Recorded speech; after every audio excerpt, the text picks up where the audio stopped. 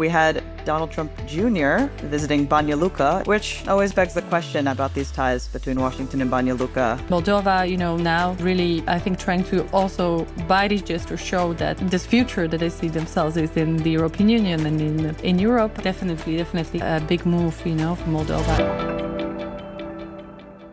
Welcome to Talk Eastern Europe Weekly News Roundup, where each week we discuss latest news and developments in Central and Eastern Europe. My name is Nina Panikova, and I'm joined here now by Alexandra Karpi, the other co-host of the podcast. Hi, Alexandra. Hi, Nina. How are things? How are we feeling? Yeah, we were just saying that it has been maybe a little too much excitement yesterday and the days, following the elections in Hungary. So we feel a little bit like calm down a bit. Yeah. But maybe it's just spring. Yeah, could be. I guess we should say that, the obvious news story we want to cover is the election, but we did a quick reaction that is out already at the start of the week. So if you're looking for that, let's say, mini deep dive into the results in Hungary, that's where you can find it. And Leah, let us know if you like this format.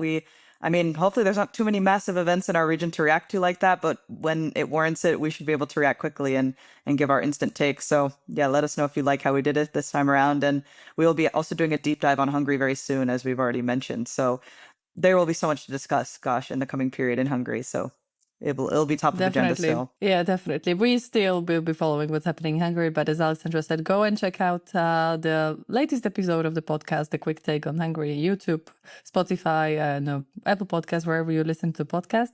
And we also want to mention that we'd like to thank our Patreons for supporting the podcast. And if you want to become one, you can also go to Patreon page, patreon.com/TalkEasternEurope and support the podcast. We are always very happy to welcome our Patreons who can be also part of the community, and we have quite active right now WhatsApp group, which a bit also celebrated either the Bosnian success to qualify to the World Cup of football or the results of the election. So if you want to be part of it, please go to Patreon and join us. And with that, should we just mention other news that we've been following in our region? So I don't know, Alexandra, what was it apart from Hungary? What did you have time to follow? I know, I was going to say, where else should we go? So I want to start with some news from the Balkans, maybe a little bit outdated, but this has been still, I think, circulating the headlines. And this is actually was the same time that J.D. Vance was in Hungary before the election there. We had Donald Trump Jr. visiting Banja Luka in Republika Srpska in Bosnia and Herzegovina.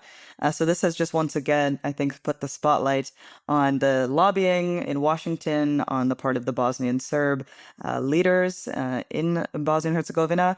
And that's clearly reciprocal because now we already have a pretty high-level visit coming to Banja Luka for some kind of business panel as part of some kind of business-oriented event.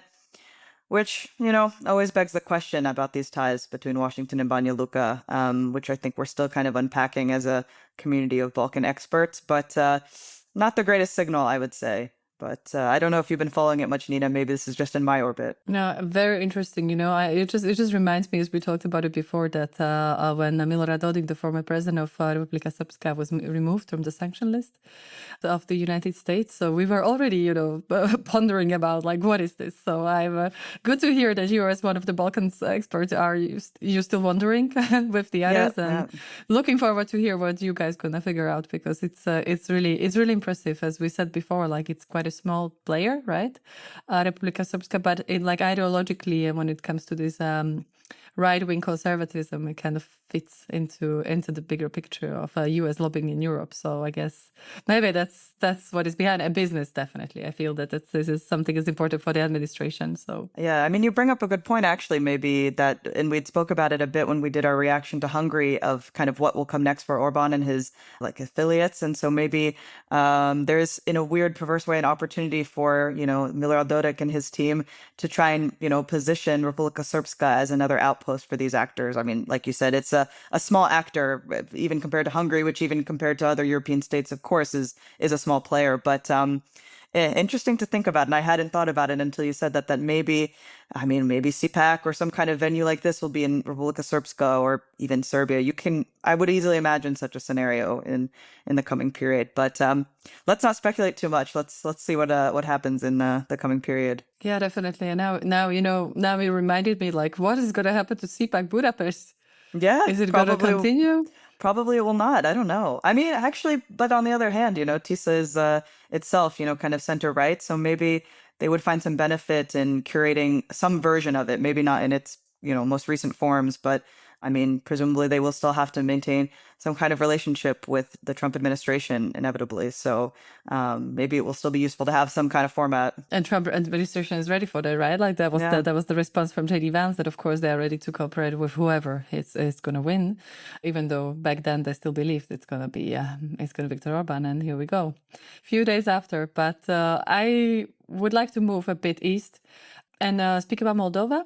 Moldova, a country that we speak quite a lot about, a country that is also split along the lines, supporting West and having maybe a bit more than that, pro-Russian stances in some areas of Moldova.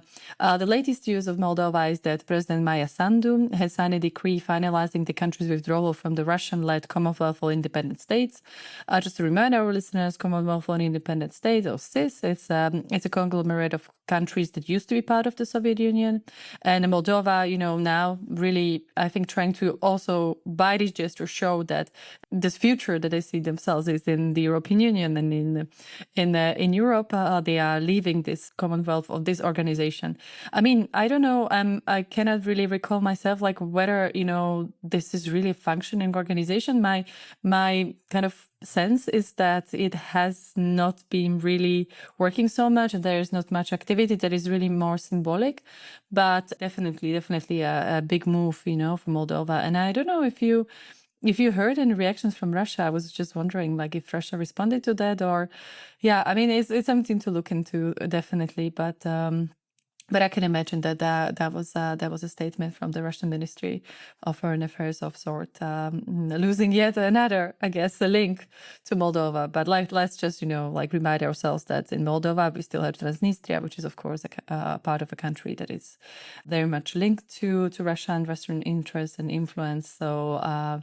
Yeah, interesting development, and we'll see how that's going to continue. Yes, and we should probably speak a bit about developments inside Russia. I mean, to the extent that we can, it's been some we try our time. best. Yeah, we try, but Yeah. it's been time because the flow of information obviously is quite limited. But we got the news that Russia had labeled Memorial an extremist organization. So this had come down from the Supreme Court.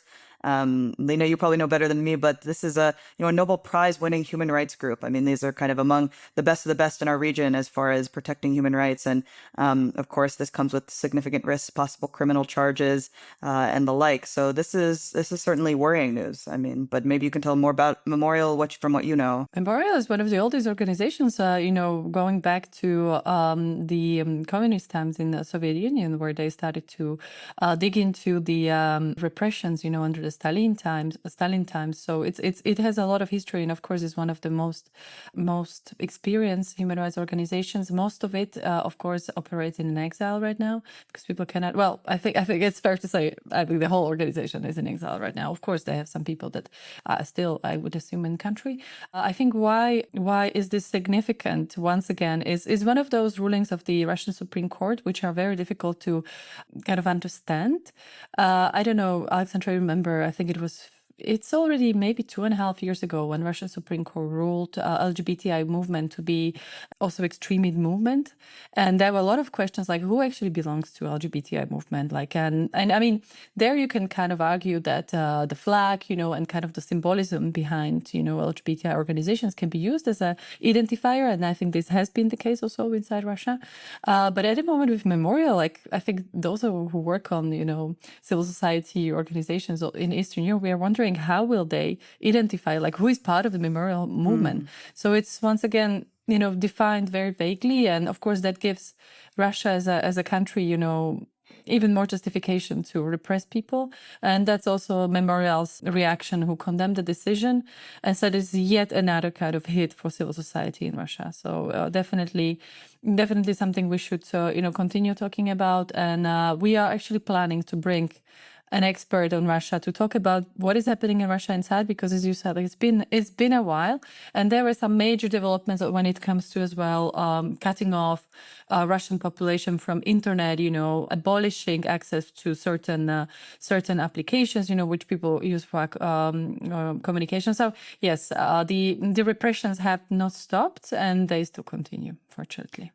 Yeah, I mean, I think it's really worth emphasizing what you said about the impact for, ordinary citizens. Of course, this is a statement against the organization, but yeah, anybody connected in any way to their work or set up to be, even you could say, risks some kind of prosecution. And of course, we know the legal system in Russia being as brutal as it is. I mean, that is catastrophic. So it's, as you said, it's part of a pattern that does not stop, even if we aren't able to speak about it with as much detail as we would like. It's only ongoing. Definitely. So we will bring more news hopefully soon. And yeah, I don't know. It's just a big question when will, and how will they stop still? Yes. Yeah. Of course, we will be all following that. But this week, actually, we decided to bring you a little bit lighter interview.